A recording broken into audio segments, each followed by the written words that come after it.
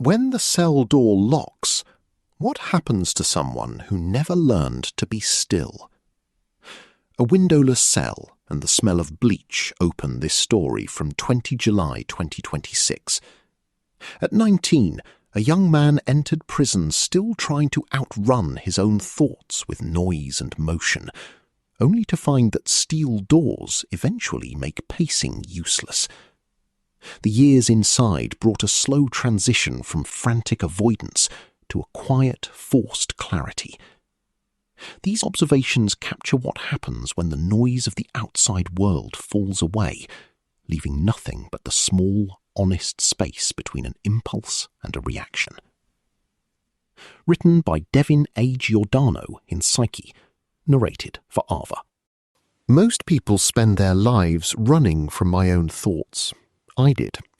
Before prison, my days were loud and crowded, and my nights bled into mornings without consequence. Parties blurred into arguments. The jobs I cycled through rarely lasted long enough to become familiar. I told myself I preferred it that way, living fast and free, but the truth was simpler than that. I did not want to be alone with myself.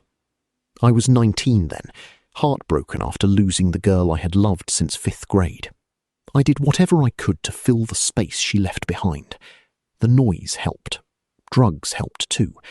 So did the people who never asked hard questions or pushed back on how I was living. I laughed loudly and stayed in motion. From the outside, it probably looked like energy. Inside, it was avoidance. Then I was arrested. I entered jail detoxing, my body aching and my thoughts scattered in ways I couldn't sort out. Detox wasn't dramatic the way movies make it seem, but slower and more humiliating. My skin felt too tight. My hands trembled when I tried to hold the plastic cup they gave me for water. I would lie down on my bunk and then sit up again, because neither position brought relief. Sweat soaked through the thin mattress pad and chilled against my back. I told myself I could handle it, that I had handled worse. But the truth was I had never handled anything without chemical help. The noise on the tier blurred into static while my body argued with itself.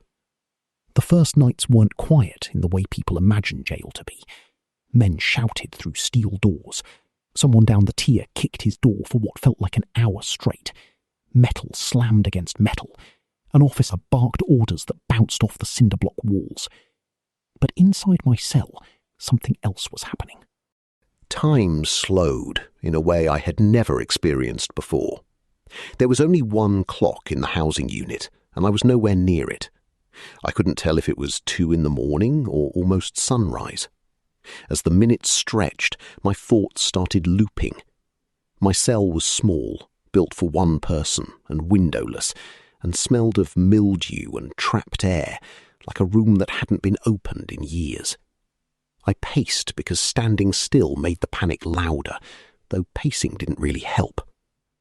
One afternoon, I stopped mid-step and realized that I couldn't tell whether 10 seconds or 10 minutes had passed. An older Hispanic man, around 60, medium height with a stocky build and worn prison tattoos running along his arms, approached me. He had been in and out of prison since before I was born. He watched me for a moment and said that the faster I stopped fighting prison, the sooner I might find some peace. I nodded. I didn't believe him. At 19, I thought peace came from getting away from discomfort, not sitting in it. The silence felt crowded with memories, with conversations, things I hadn't let myself sit with before. By the 3rd or 4th night, something shifted. The lights dimmed for lockdown, but never fully went dark. A man a few cells down argued through the narrow slot in his door about a commissary debt, and within minutes the tension gave way to laughter, the tier settling back into its usual calm. I lay on my back with my hands behind my head, listening to the vent pull warm air across the room. I braced myself for the usual flood of regret and fear. Instead, there was a pause. Not silence exactly, just a break between impulses. I noticed the ceiling, the steady hum of the light, the rise and fall of my breathing. For a moment, I wasn't replaying the past or trying to negotiate the future. I was just there. I felt exposed. Prison is loud. Boots hitting concrete, doors slamming, televisions competing across the day room. But once you're locked in a cell and the noise settles between bouts of commotion, there isn't much left to distract you. The walls don't change. The routine doesn't change. And without something to keep your attention elsewhere, the things you've been avoiding start showing up. My cell was 8 steps from wall to wall. I counted it often. During head count, when doors opened and the unit stirred, the officer's boots echoed down the corridor, his keys clanking against his belt. A man coughed violently through detox. Someone cursed under his breath. When the doors shut again, the sound faded. The silence that followed wasn't peaceful. It felt crowded with memories, with conversations, things I hadn't let myself sit with before. At first, I tried to outrun it all. I cleaned my cell until my knuckles cracked. I wrote letters I never mailed. I signed up for Alcoholics Anonymous and a business management program through Stratford Career Institute just to stay busy. I argued over the television because anger felt easier than reflection, usually trying to get control of it to watch reruns of Mr. Robot. Eventually, I ran out of energy. When the thoughts came back, they were clearer. Instead of a vague sense of guilt, they were actual scenes. My mother's voice asking where I had been. The look on my father's face the last time I lied to him. The memory of a friend whose calls I stopped returning once I no longer needed him. I replayed conversations with them and heard my own tone without the charm I used to hide behind. In that room, there was no one to impress and no way to laugh things off. Trying to stay tough all the time got exhausting. I took a job as a porter, trying to use my time for something better. At first, I was scrubbing floors before dawn while most of the block slept. The tier before sunrise felt different. The overhead lights cast everything in a pale glow. My mop bucket's wheels squeaked as I pushed it down the corridor. The smell of bleach clung to my hands long after I had rinsed them. A few men stirred in their bunks when I passed, pulling blankets tighter around their shoulders. There was something steady about that hour. No arguments yet, no television noise, just the sound of water sloshing and rubber soles against concrete. The work was repetitive and simple, and I found comfort in that. That night, my heart still raced, but I didn't try to outrun it. Volunteer programs filled long afternoons. Arguments over the television stopped feeling important. One day, a younger guy tried to bait me during a dispute over seating in the day room. I felt the surge in my chest, the old instinct to react. But I stayed seated. The moment passed. That wouldn't have happened during my first year inside.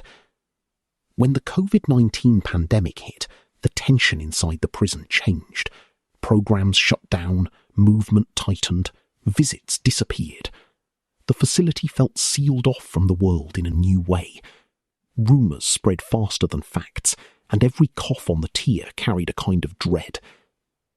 One night, during the midnight count at Great Meadow Correctional Facility, banging erupted from the cell beside mine. 21 cell, the officer called. He waited, then called again, louder. The banging stopped, but there was no response. After the third call, his tone shifted. A medical emergency was radioed in. We were told to stay off our gates. I moved to the edge of my bunk, my hands clasped together without me realizing it. My pulse pounded in my throat. The man next door and I had talked through the bars for months about food, about family, about what we would do differently if we ever got another chance. I listened as nurses spoke quietly out of sight. When they wheeled him past, his arm hung loosely at his side. Later, we were told it was COVID-19. After that, listening through the wall at night, I strained to hear breathing on the other side. The block felt closer than usual, as if the air itself had weight. The steel doors couldn't stop something invisible moving through the vents and shared air. The tear settled into a heavy quiet. I lay back and stared at the ceiling. Years earlier, staring at a ceiling meant fighting not to unravel. That night, my heart still raced, but I didn't try to outrun it. I let it rise, then I let it settle. Time changed for me slowly, began to develop a rhythm I could recognize. Morning meant powdered eggs and instant coffee. Afternoon smelled like bleach. Night brought the steady hum of fluorescent lights and boots echoing down the corridor. These details didn't shorten my sentence. They made it real. I'm 11 years into a 20-to-life sentence now. The lights still hum, doors still open and close on their own schedule. The noise still rises and falls in waves. What has changed isn't visible from the outside. These days, I no longer mistake motion for meaning. Sometimes I think about the 19-year-old who walked in here shaking, convinced he could outrun anything that made him uncomfortable. I don't hate him the way I once did. He was scared. He thought speed was the same thing as freedom. What he didn't understand was that he was running from himself. Prison forced me to stop moving, and it didn't do it gently or by choice. It stripped away distraction until there was nothing left but time and thought. I didn't find serenity. I found awareness. I learned what my anger feels like before I act on it. I learned how fear shows up in my body. I learned that between impulse and reaction, there is a small space, and inside that space, I get to choose. The buildings haven't softened. The sentence hasn't shortened. The world outside still moves at a pace I can barely imagine. But these days, I no longer mistake motion for meaning. The silence that once felt threatening now feels honest. Though I didn't come here looking for stillness, inside the pause that I never asked for, I learned how to stay with myself.